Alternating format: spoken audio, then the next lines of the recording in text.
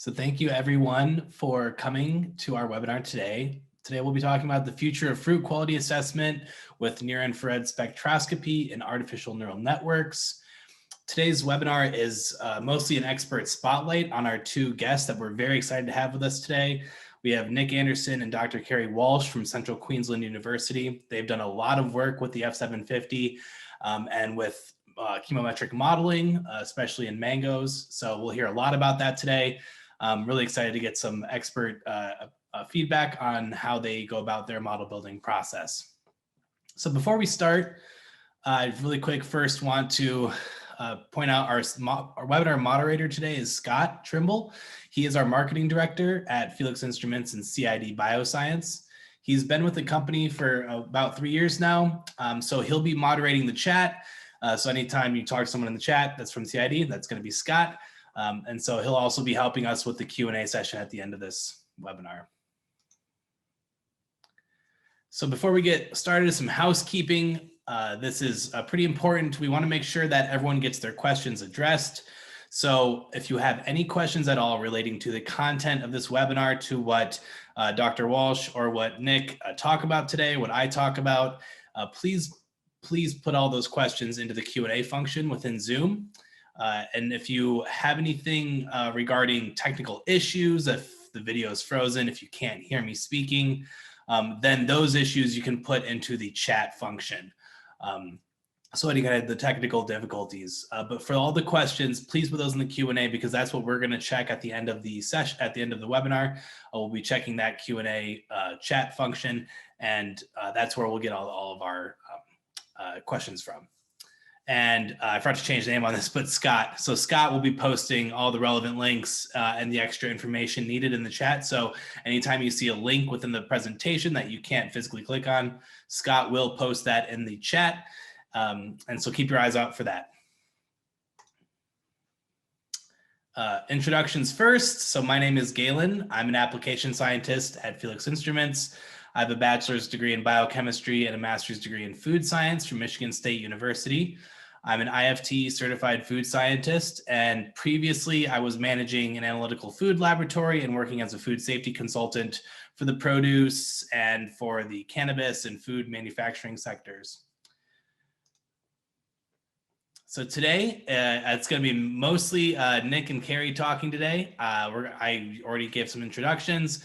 I'll talk about our company for a little bit, give an introduction to what kind of topics will be covered today from our two guest experts, and then we'll get right into the presentation from Dr. Walsh and Nick Anderson, and they'll present their work, and then we'll go right into a Q&A session where you can ask whatever questions you might have about the content of the webinar or other questions related to what we've talked about. So just really briefly to go over who we are at Felix Instruments. We were founded about 6 years ago.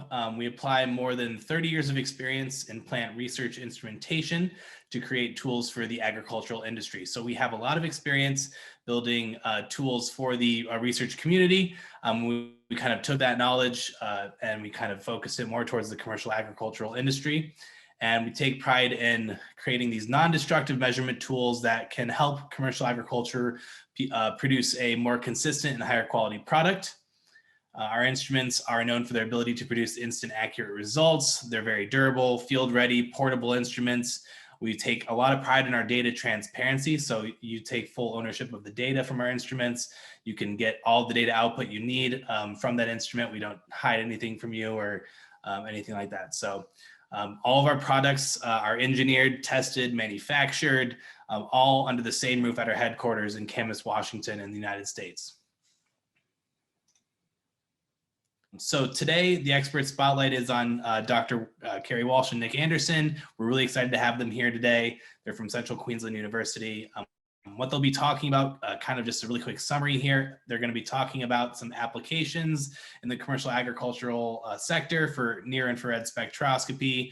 I'm talking about the history of instrumentation and how it led to the F750, a little bit about chemometrics, and then kind of from there transitioning to some model building, a discussion about key considerations for characterizing your commodity, building a robust chemometric model, And then really the bulk of the presentation today is going to be some really great insight into the limitations of partial least squares regression, and how a lot of those limitations can actually be corrected, and some of the other benefits of using artificial neural networks or other machine learning techniques for deploying models across multiple devices.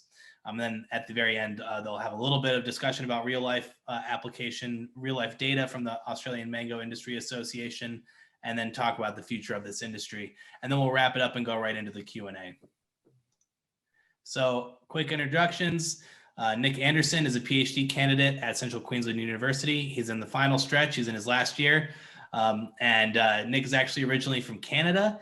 He went to go visit Australia for a working holiday in 2013, and now he's still in Australia. So he obviously liked it enough to stay there. And he's been formally trained in NIR throughout his whole education. He is a very close consultant with us, me in particular, and the other application scientists at Felix Instruments.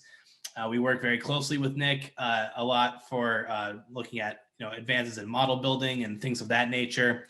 He also does a lot of work with the Australian Mango Industry Association, and has performed a lot of experiments in mango orchards all over Australia. So it's great to have him on board to talk about some of this. And then, of course, we have Dr. Kerry Walsh, who is a professor at Central Queensland University. Dr. Walsh has been instrumental in, to say the least, in helping us create this technology that is to be used in the field. He has got a wealth of experience dating all the way back to the late 1990s as far as NIR technology goes and spectroscopy. And so he's been an enormous asset to us when it comes to figuring out how to improve upon the current systems that we use to predict fruit quality and fruit maturity in the field. So it's great to have him on board as well.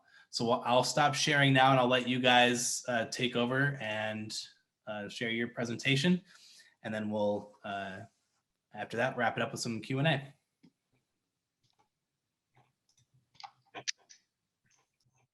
Okay, well, good morning from my time zone. You should be seeing that as a share screen now. Galen, that's okay? Yep, looks good to me. Okay, all right.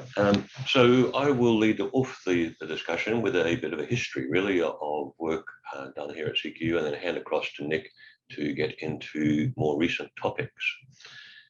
And I'll point you particularly to this reference. It's a wrap-up, really, of our experiences. It was published last year, just going through the science, really, of point spectroscopy. So as opposed to imaging spectroscopy, we're talking about, a point measurement. Of course, it's not really a single point. It's a volume that the instrument is measuring of the fruit. But just differentiating it from imaging spectroscopy. So yeah, just a bit of self-promotion there, if you like, to reference that review, which I think covers the topics that we're about to speak through pretty well. Many of you are in the research game and therefore in the publishing game. So I just, again, highlighting from that review, point to where novelty lies, and therefore where publications will likely get accepted. One is in the chemometrics area, just coming up with new chemometric approaches. PLS superseded MLR decades ago, but it itself is starting to get superseded. So there's certainly room to move in the chemometrics area in terms of novelty. Instrumentation development is another area of novelty. Tends to be very specific to the application. So what works for one particular application is not necessarily optimum for the next application. There's also new applications. So using existing chemometrics, using existing instrumentation, just working out that does it work for a given application. So in our case, talking about fruit, does it work for a new passion fruit or custard apples, some new commodity where it hasn't been used previously. And then finally, once it's all accepted, it's just a tool. So it's just another weighing balance or another tool in the laboratory. So using that tool in an agronomic sense. There is novelty in just the use of it to deliver an agronomic change in the industry. And I'll refer to this data set a couple of times. So here's work across the mango industry. There's 11,000 mango spectra in there. So this is, we say, a trend in science research is to make data sets public. So rather than having to collect your own data and then undertake some chemometrics, for example, in days gone by, you'd see papers published with 50 spectra or even 500 spectra. But now there are these data sets publicly available, across instruments, across varieties, across growing districts. So potentially, and you can see this happening with this data set, is an F750 data set on mango. And that's out there for anybody to play with chemometric development. So just working through a couple of those areas of novelty that we've touched on just previously. Here, for example, is some work. Now, this one happened to be using an inline NIR system, but it's just enabling you to do agronomic work. So here we're thinning the fruit on the tree down to different levels of fruit number per square centimeter of branch, and you can see the impact on yield, on sugar levels, and on weight, and those data are being drawn from the NIR instrument for TSS. So it's being implemented in an agronomic work, and you'll see it's just now just a tool. You'll see that happening across a range of commodities. Of course, what are we doing here in the agronomic sense? We're trying to create a product. So commercially, you're starting to see product differentiation, and you'll see some business type publications coming out around that marketing angle, the product differentiation angle. So here in Australia, some examples of NIR sorted fruit being marketed to catch a niche. The other area of novelty we mentioned was just characterizing the commodity. So here you are with an NIR instrument and you're applying it to a commodity for the first time. It's well suited to a thin-skinned fruit. You're trying to push light through the skin into the tissue that you're interested in, the eating part, the mesocarp, and then back out through the skin to be measured. So the thicker the skin, the more problematic the measurement is going to be.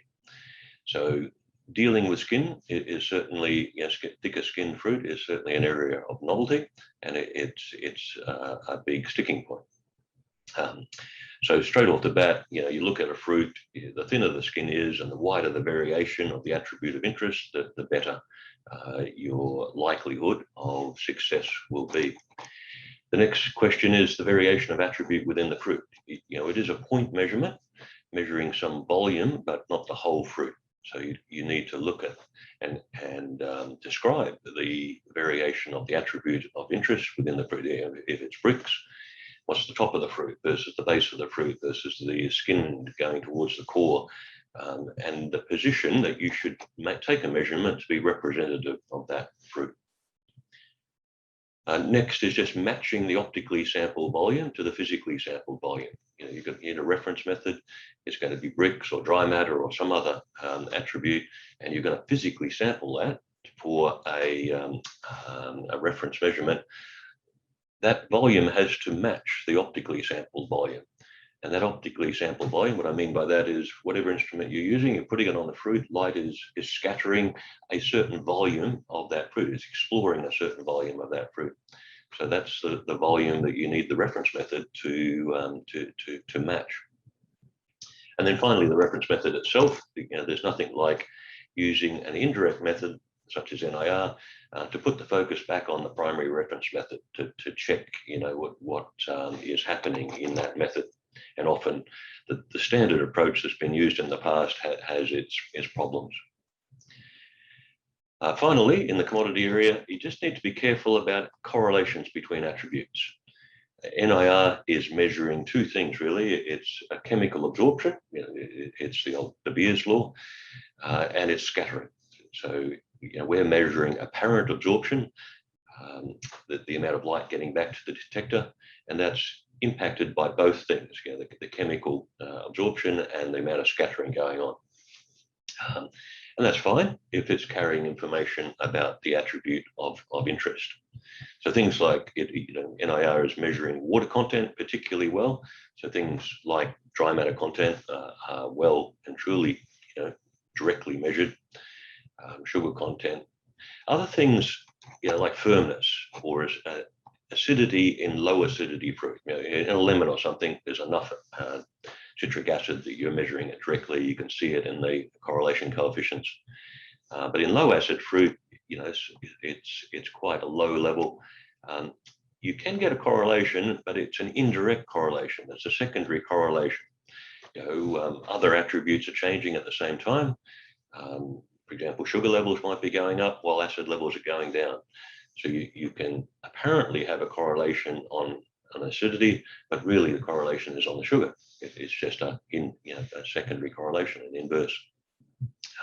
So if you're delving into a new commodity, it's always sensible to map out the correlations between the attribute. If you're trying to play with some new attribute, map out the correlations between that and the primary things that NIR normally measures, like water content, sugar levels, that sort of thing, and just convince yourself there are no secondary correlations that you could be going down a rabbit hole in, and look at the coefficients to try to interpret the model as well as just implement it. At the end of the day, if there's a secondary correlation that holds forever, that's fine. You can use it. It's just the secondary correlations often break down such that under certain conditions it fails, and therefore your model suddenly it leaves you high and dry. Instrument history, as Galen mentioned, I started off in this game back in the late 1990s. We implemented NIR in an inline setting, and that of course is now spread across most large grader manufacturers in terms of being able to grade inline. However, grading inline is too late in many circumstances. If you've got a specification and you've got fruit below that specification, you're throwing it away. So it's wasted fruit. So better to go portable and go into the field where you can, if you've got under-spec fruit, you can do some management tasks. You can leave the fruit on the tree longer. You can alter the agronomy to deliver fruit on spec to the pack house. So that took us down this path, with handheld development and agronomic implementation. So thinking a little bit about instrumentation, first question is, choosing an instrument, what wavelength region to work in. So here's, we're dealing with a fresh commodity in fruit, so high moisture content. So here's the absorption spectra of water. So looking from the UV through the visible into the shortwave NIR where we're working, and then into the mid-NIR, mid-range infrared, sorry. So the absorption spectra of water, very high absorption. This little window here, water is transparent in the visible. It's fairly transparent in the near infrared, from the edge of the red spectrum, 750 up to 1000, 1000 nanometers. And then as we move into the true near infrared up to 2500 and into the mid infrared, very high absorption. So what does that mean? It means that there's very low penetration. In these wavelengths, light is not going very far into a fruit. In the true near infrared, 1100 to 2500, if you're doing transmission, you're using 1 millimeter cells, for example. So the beauty of working in this area, as the F750 does, is that you've got some information about the chemometric, about the properties, the stretching HO and OH and CH, but you've also got some penetration capability. So you're able to get information from some depth into the fruit. If you're working up in these ranges, you are just looking at a surface measurement, a 1 millimeter type thing. So coming down into this range where we're working, 700 to 1050, here's the spectra of water shifting with temperature, for example. If you do a correlation against temperature, here's the R squared for specific wavelengths against temperature. You can convert it into second derivative and see the change there. So the point being made is that there's information in this range on the OH band, on the CH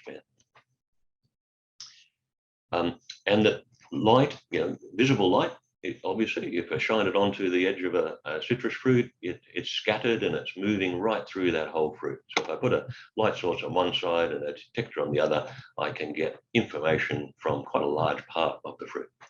And that's true for near infrared in this shortwave region as well, to be able to push through. So yeah, first thought is about wavelength range. There's certainly the capacity to work in longer wavelength range, but just keep in mind what volume of the fruit that you are then using if you choose to work up in those longer ranges. Optical geometry then, we can orientate the detector with the light source in different ways. So that will pick up different types of information from the object, in our case, the fruit. If we just had a light source here and a detector here, we would see a lot of specular reflection. That's light that's just come off the surface of the sample with absolutely no information from inside the sample. We will get some information where the light has gone in and scattered back. So it's gone in shallow and been picked up by the detector. That's the diffuse reflection. If we put a barrier into play, then we get this situation where we can't get any specular. We will get this type of movement of the light, so some sort of partial transmission. And the bigger this distance, the lower the signal, but the more volume that's being explored. And finally, you can have full transmission, where you have the light on one side of the object and the detector on the other. Now, for some fruit like citrus, that's possible. For other fruit, their amount of scattering is high, so it's hard to get a full transmission system. You need a very high level of light, so you defer back to some sort of partial transmission. And that, of course, is the F750.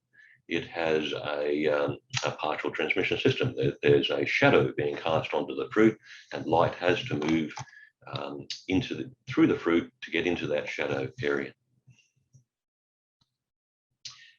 Finally, areas of novelty is in developing a model in the chemometrics. There's novelty in new pre-processing techniques. There's novelty in the model type, and Nick will talk about that momentarily. In transfer between instruments, in dealing with temperature in the sample, in the object. And again, I'd refer you to use of these sort of large data sets that you're beginning to be published. End of the day, it's robustness. That is, you've got to prove that whatever technique works isn't overfitted to your existing data set. And many publications take a data set, split it, 80-20, so that 20% is entirely representative of the 80%. They use Kennett Stone, they use every fifth sample, but the validation set is representative of the calibration set. And that's useful to a certain point, but when you come to use that model, you're going to be using it on a new population. So having independent test sets is quite critical in showing the real world application. And just to come back to this geometry, specular reflection, if you have this sort of arrangement where you have a light source and a detector, you are getting a lot of specular reflection, some mixture of some information coming from inside and a lot of information coming from the surface. And that will entirely, that ratio will entirely depend on the surface characteristics. So fruit grown under different conditions, the cell size will be different. The amount of diffuse reflection and specular reflection will change all the time. So if you use a reflectance geometry, and there are many instruments out there that operate in that way, you can build a model and you'll see a good model on some internal attribute, but then try and use that on a new population of fruit grown under different conditions where this amount of specular reflection is changing, and it all falls over. So in the inline grading, pack lines, many of the instrument, the grader manufacturers started off the specular reflection because it's easier geometry to implement, but none of them use it now. They're all in some sort of partial transmission or full transmission mode. So I'll hand across to Nick at this point.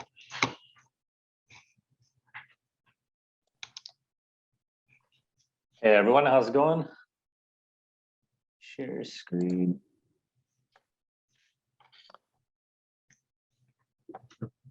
You guys see my screen? Yep. Yeah. Oh, there we go. All right.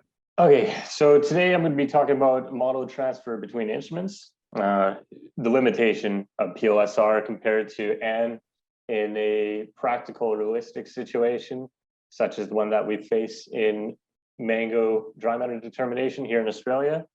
We have about 30 instruments. So there's a lot of published literature about standardizing instruments and then using PLSR for model transfer.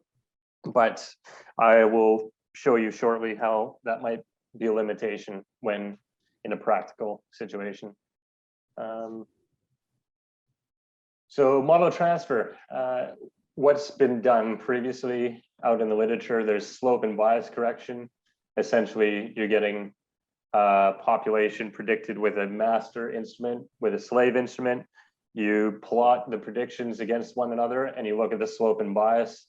You correct the population, you apply that correction to the regression of the slave instrument, and that's how you'll use it. There's piecewise direct standardization. That's looking at the two spectra matrices, the difference between the two, and then applying that correction to either the master or the slave.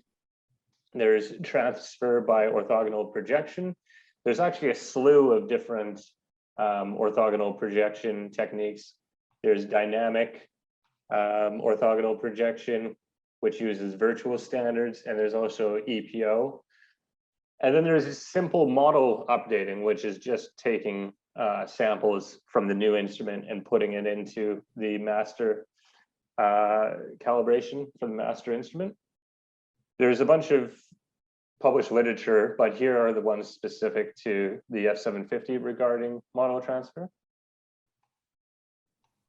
Well, what does it all mean? I went over it briefly, but you're essentially trying to pre-process spectra of one instrument to look like another. So you're trying to make the slave instrument look like the master, or you're trying to pre-process spectra to avoid parts of the spectra, parts of the wavelengths that are associated with instrumental difference. That would be your orthogonalization techniques. That's basically orthogonalizing the data to be away from wavelengths that are associated with instrument difference. And then there's the simple stuff such as the slope and bias adjustment or model updating, which is just putting samples into the master calibration from the slave instrument. So when you're pre-processing spectra, you're going to have to do it per instrument. So you have a slave, you may have multiple slaves. You're going to have to apply that pre-processing to each one. And then you're going to have to assume that that set that you use to perform the pre-processing is going to be representative of the spectral difference in future populations. So there is some fleas to it.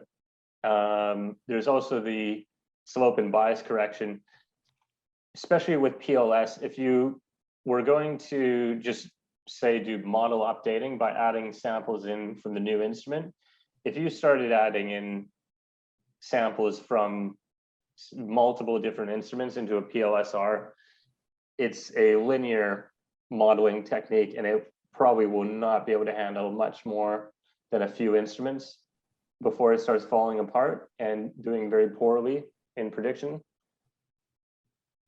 So the literature versus reality. Most literature for calibration transfer only considers a few instruments. What I'm dealing with currently is 30 more instruments used within the Australian mango industry.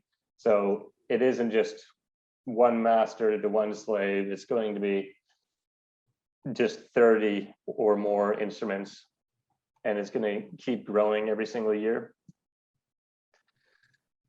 So one day I got this paper dropped onto my desk. It's a short paper, maybe about 3 or 4 pages.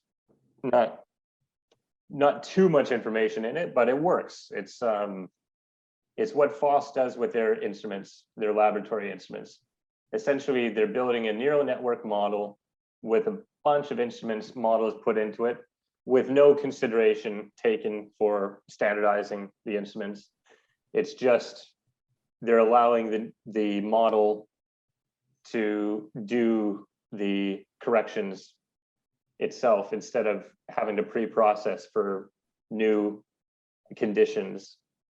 And it's used commercially. This is what FOSS uses for their instruments.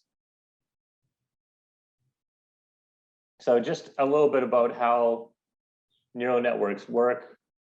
This is the input layer here. This is what they call the hidden layer. And this is the output layer. So here is where you would put your spectra. And also, a lot of people do decide to use PLS, Latin variable scores, as the input. That's just for data reduction. For the F750, the resolution at 3 nanometers, you are only getting maybe up to 100 wavelengths. So the data reduction isn't as important that I found in this. It's just computational time. So if you had an instrument with 1,000 wavelengths, you might want to use Latin variables just to speed things up. But I was able to use a spectra as an input easily enough. The real magic comes here in the neurons, the hidden neurons. So exactly what these are doing is they're running what is called an activation function. So in each one of these neurons, they're getting input from the spectra, but if they don't reach a certain threshold, or if they reach a certain threshold, they become equal to 0. So they then are not added to the final solution. So what you get is you get situations where maybe this neuron is on, maybe this neuron is on, and maybe this neuron is on, but it's multiple different permutations. So instead of just having one model, essentially there's 5 neurons, permutations. You essentially have 120 different equations, because sometimes all of the neurons are on, sometimes only one is on, sometimes this is on, etc. You guys understand permutations. And then they all get summed up into the output, which is usually, in our case, a single output, which will be a linear output. And that is how the neural network works. This has been implemented in the F750s. We originally did it through the macros, but they're now going to be, I guess, a available technique with the new model builder that I think the Felix guys will talk about after.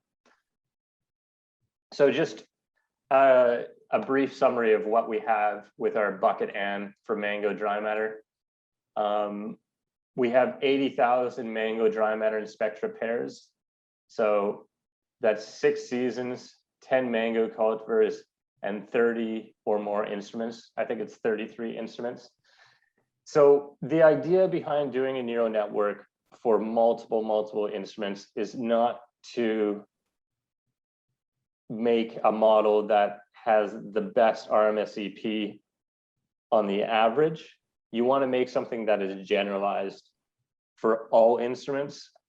So what I've done is I've done a leave out one population for validation. So essentially, if we have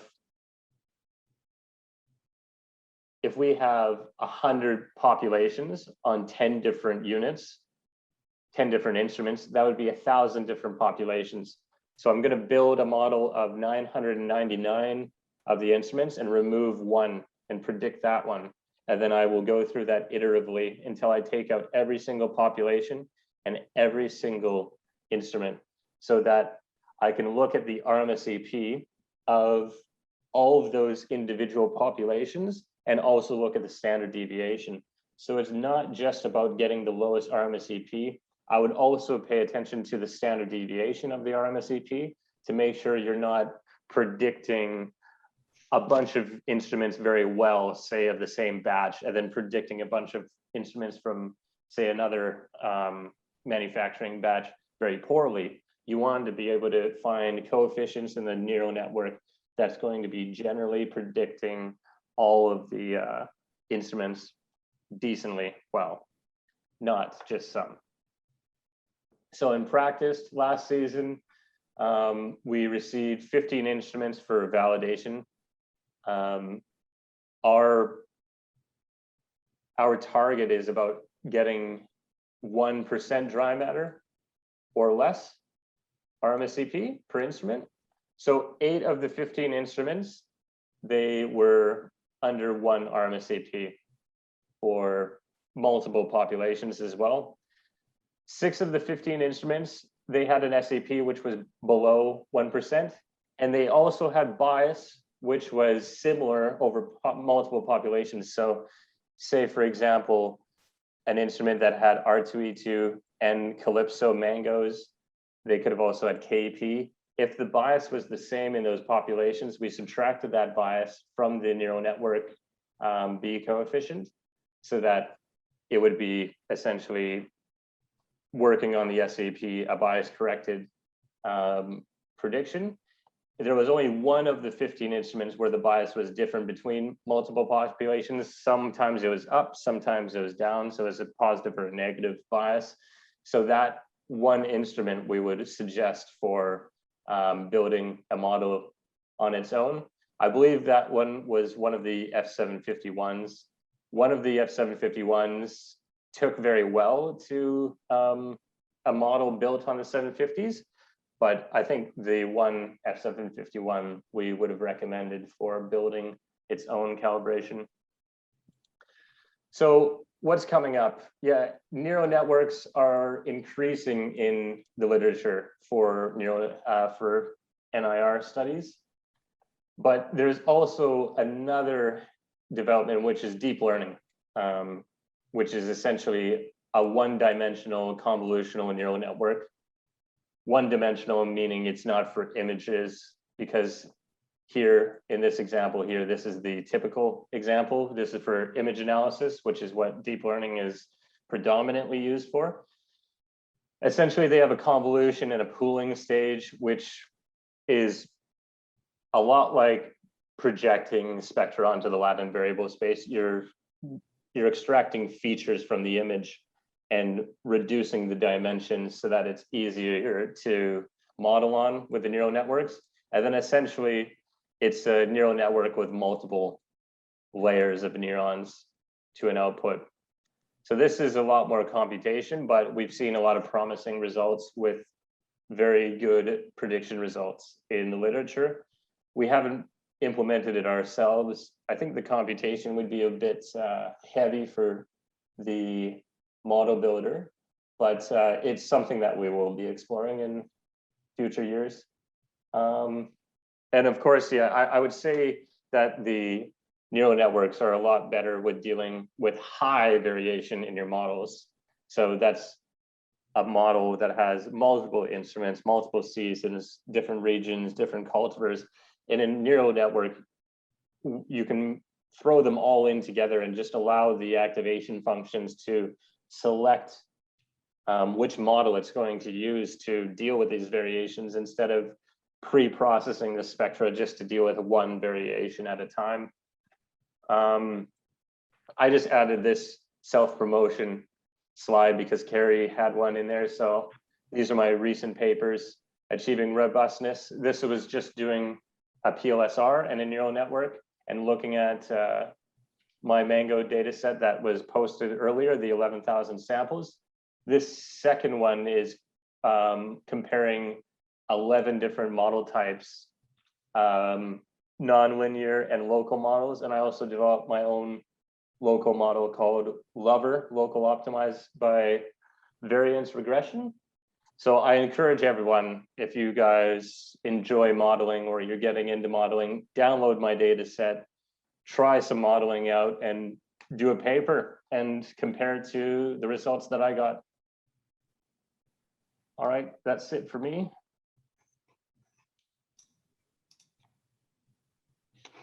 Awesome. Thank you so much, Nick. I will pull up. All right. So as Nick alluded to in his presentation there, we do have a really exciting announcement for everyone. So we will be releasing fairly soon a new F750 firmware and app builder software. So this is a upgrade from the current firmware and model builder. We are going to have new and improved, fully customizable user interfaces on the instruments.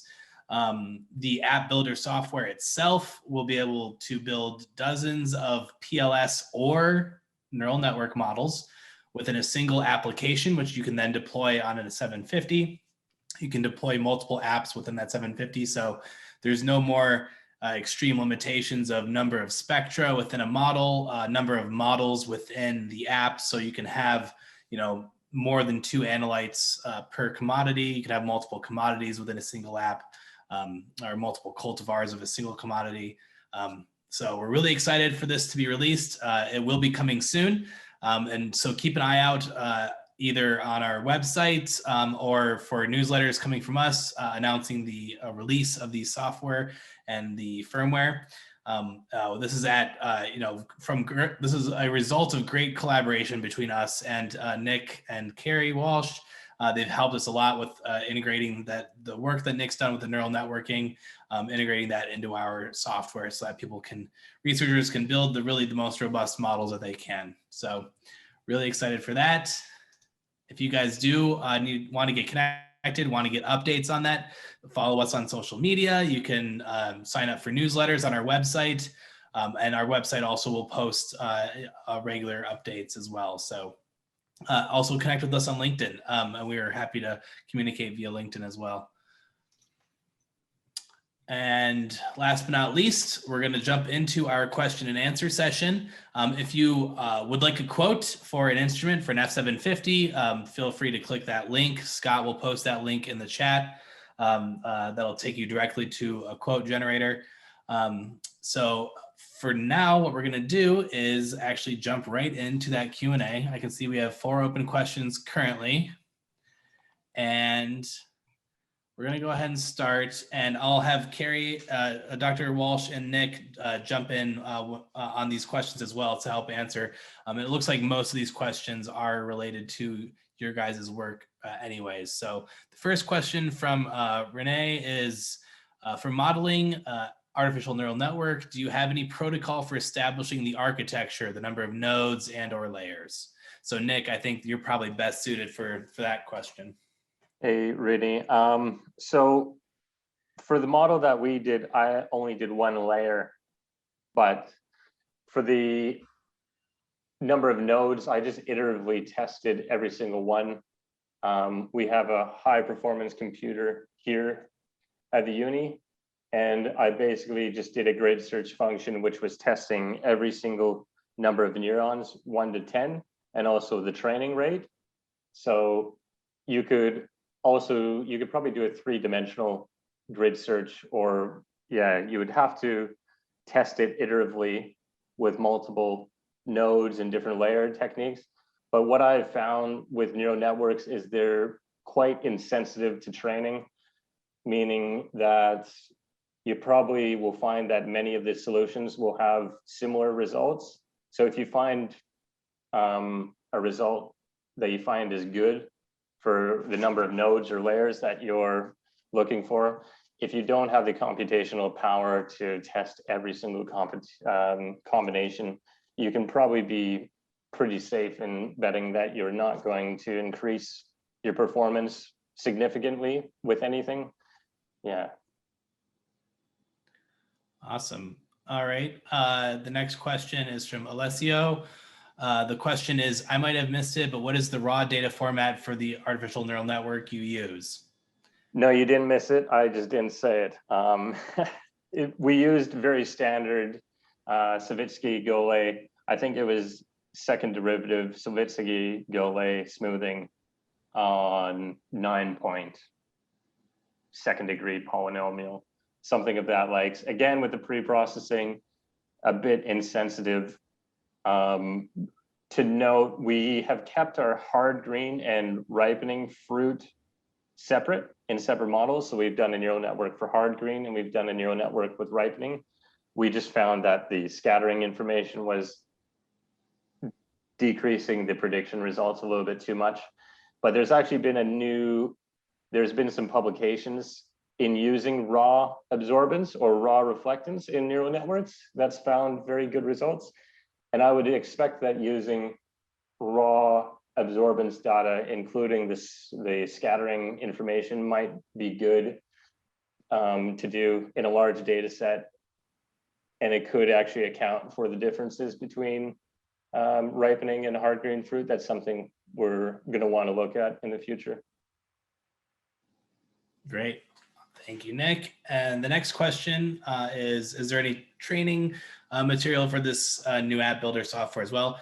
Yes, of course, when we do go to release it, there will be a manual, videos accompanying that to make sure that everyone has the ability to utilize the app builder software to the best of their ability.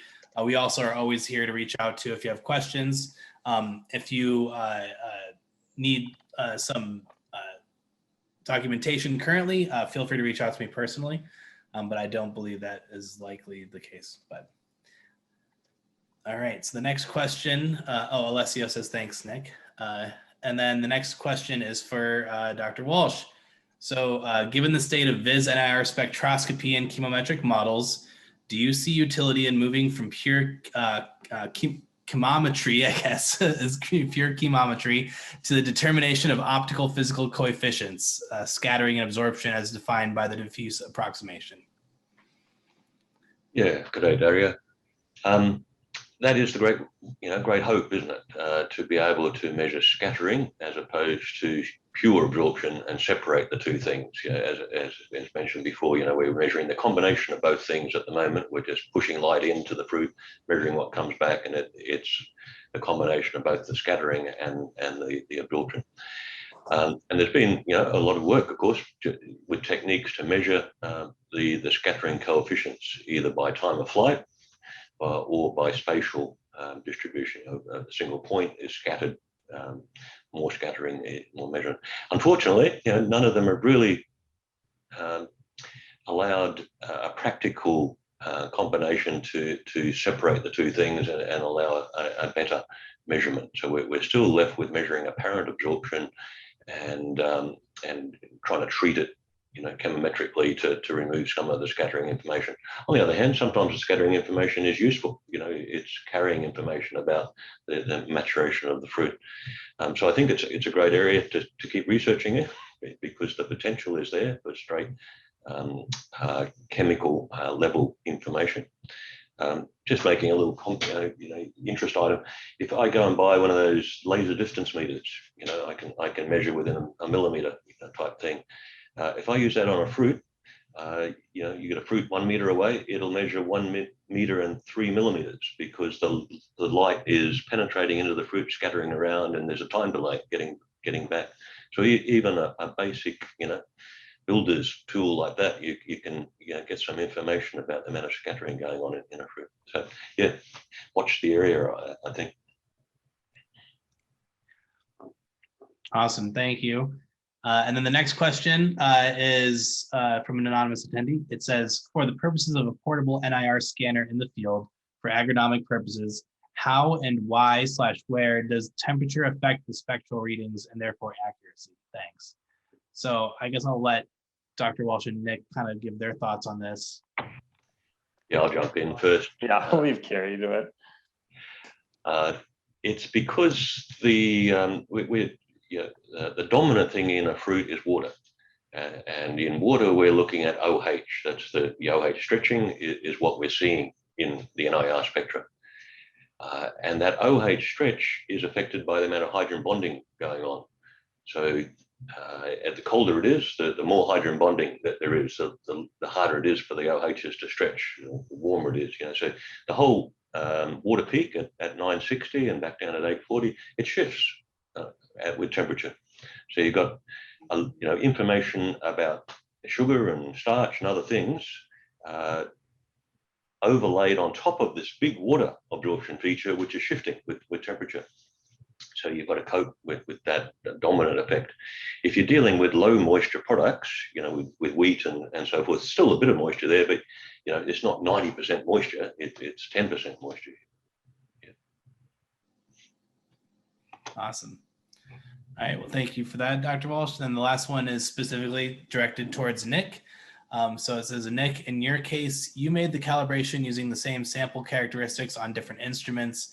How about one instrument, but different sample characteristics? For example, moisture content in fertilizer, urea, TSP, MOP coding.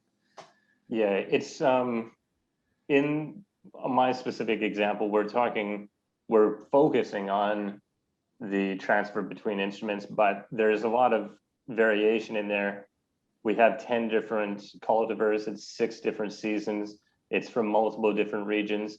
The neural network is going to handle these, what we would like to call conditional differences. So yes, in your case, different sample characteristics, the neural network would be able to handle it.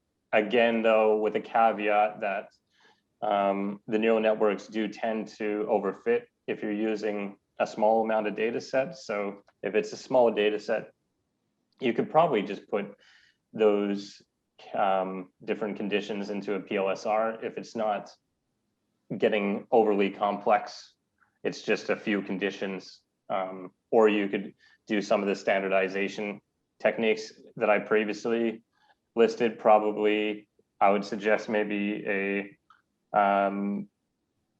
orthogonal projection top or even EPO.